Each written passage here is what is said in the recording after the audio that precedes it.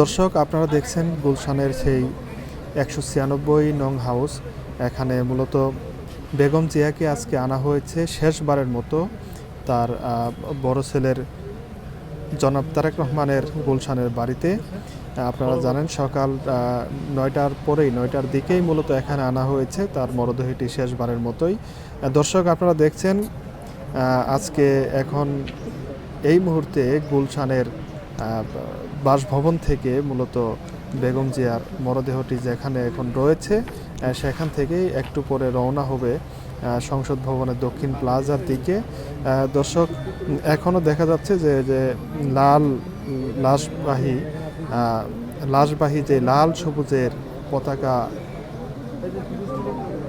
পতাকা দ্বারা বেষ্টিত যে গাড়িটি, সেই গাড়ির ভিতরেই মূলত বেগম খালেদা জিয়া তিনি তার মরদেহটি রয়েছে এই বাড়িতে এখন পর্যন্ত আমরা দেখতে পেয়েছি, আপনারা একটু আগেই লাইভে দেখছিলেন যে এখন পর্যন্ত তারেক রহমান, তার সহধর্মিণী জুবাইদা রহমান এবং কন্যা জাইমা রহমান তারা অবস্থান করছেন। খালেদা জিয়ার ছোট ছেলে প্রয়াত আরাফাত রহমান কোকোর স্ত্রী সৈয়দা শামিলা রহমান সিথি এবং 2 মেয়ে জাহিয়া রহমান ও জাফিয়া রহমান তারা এই বাড়িতেই অবস্থান করছেন। আমরা একটু আগে দেখছিলাম তারেক রহমান তিনি তার মায়ের পাশে কোরআন তেলাওয়াত করছেন। আমাদের সামনে দেখতে পাচ্ছেন বিএনপি নেতা ইশরাক এবং সোহেল খান। আপনারা এখানে আরও অনেক নেতাকর্মীকে আমরা দেখতে পাচ্ছি। দর্শক, আমরা কিন্তু এখানে খালেদা জিয়ার ছোট ভাই শামীম এসকান্দার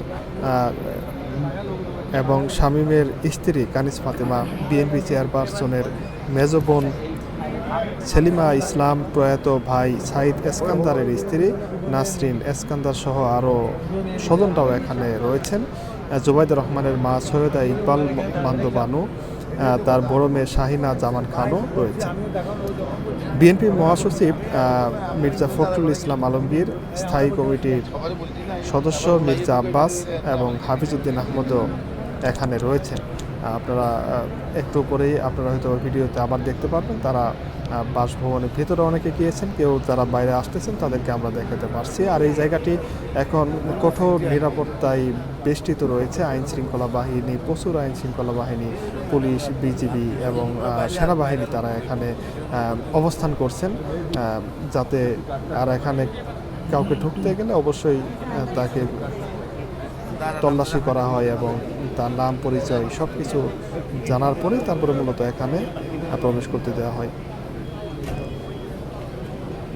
দর্শক, আওয়ামী লীগ শাসনামলে 2010 সালের 13 নভেম্বর ঢাকা সেনানিবাসের বাড়ি থেকে উচ্ছেদ হওয়ার পর তারপর থেকে মূলত গুলশানে বাসা ফিরোজায় ওঠেন বেগম খালেদা জিয়া। আর তার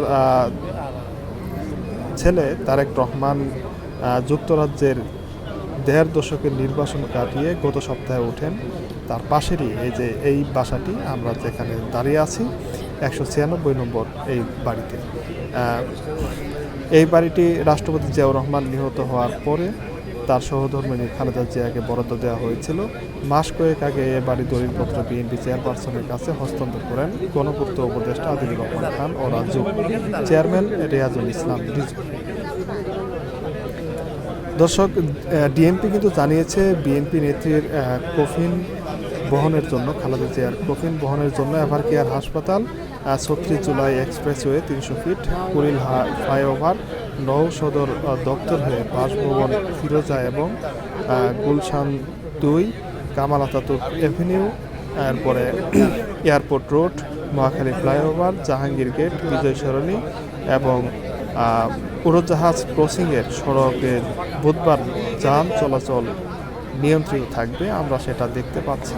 আমরা কিন্তু একটু আগেই যখন আসলাম, এখন আপনারা দেখছেন যে ভিতর থেকে কিন্তু নেতাকর্মীরা বেরিয়ে আসতেছেন।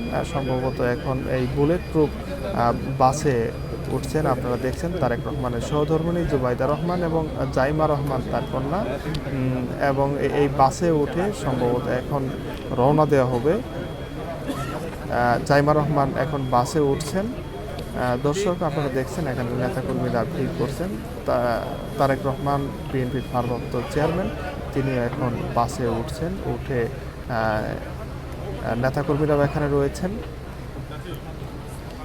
বেগম জিয়ার অন্তিম যাত্রায় মূলত এখন এখান থেকে তার বাড়ি থেকে শেষবারের মতো আবার যাত্রা শুরু হবে। দর্শক, আপনারা জানেন যে সংসদ ভবনের দক্ষিণ প্লাজায় কিন্তু আজকে জানাজাটি অনুষ্ঠিত হবে। জানাজা পড়াবেন বিশিষ্ট আলেমে দ্বীন এবং বাইতুল মোকাররমের খতিব জনাব আব্দুল মালেক, মাওলানা আব্দুল মালেক, এবং সারা দেশ থেকে লক্ষ লক্ষ জনতা যারা বেগম জিয়াকে ভালোবাসেন, যারা জাতীয়তাবাদী দলকে ভালোবাসেন, তারা কিন্তু আজকে তারা চলে আসতেছেন এই ঢাকায়। এবং ঢাকার যান চলাচল আজকে এই কারণে বিভিন্ন রাস্তায় হয়তো বা এত ভিড় যে গাড়ি না পেয়ে আসলে তারা হেঁটেই চলে আসতেছেন। আমরা একটু আগে দেখছিলাম যে বিভিন্ন জায়গা থেকে এরকম অসংখ্য মানুষ যারা দলবদ্ধ হয়ে হেঁটে হেঁটে তারা শোকাহত হয়ে চলে এসেছেন। দর্শক, আমরা এখন আছি গুলশান 2-এ তারেক রহমানের বাসভবনে।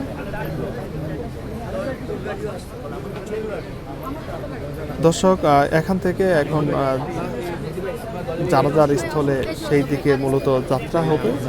দর্শক, আপনারা জানেন যে বিভিন্ন দেশ থেকে পররাষ্ট্র মন্ত্রণালয়ের যারা মন্ত্রী আছেন ভারত থেকে আসবেন, এরপরে পাকিস্তান থেকে আসবেন, আরও অন্যান্য দেশ থেকে বিশিষ্ট ব্যক্তিবর্গ মূলত বাংলাদেশের দিকে রওনা হচ্ছেন আজকের এই শেষ যাত্রাটা দেখার জন্য। দর্শক, আজকে জানাজার পর বেলা 3:30টার দিকে বিএনপি চেয়ারপারসনের স্বামী শহীদ জিয়াউর রহমান, রাষ্ট্রপতি জিয়াউর রহমানের কবরের পাশে মূলত জিয়া উদ্যানের এক পাশেই আজকে বেগম খালেদা জিয়াকে রাষ্ট্রীয় মর্যাদায় সমাহিত করা হবে।